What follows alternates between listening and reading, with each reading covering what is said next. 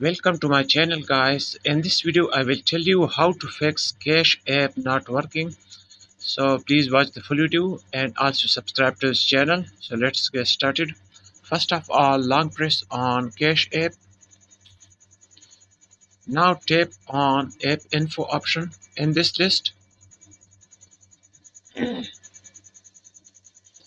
Now here you can see many options, but you should have to tap on storage usage, storage and cache option on the third number,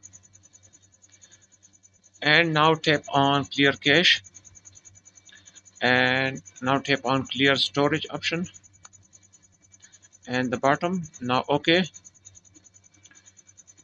now this has finished. So close this app and go to Google Play Store or App Store if you are using iOS or iPad, and here tap on search option in the bottom, and now tap on search bar on the top, and here type cache app and then type OK. Tap on OK. Now here you can see cache app.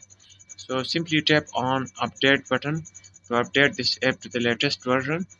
This will fix the issue for you.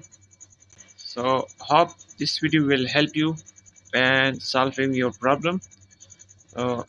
See you next time. Goodbye.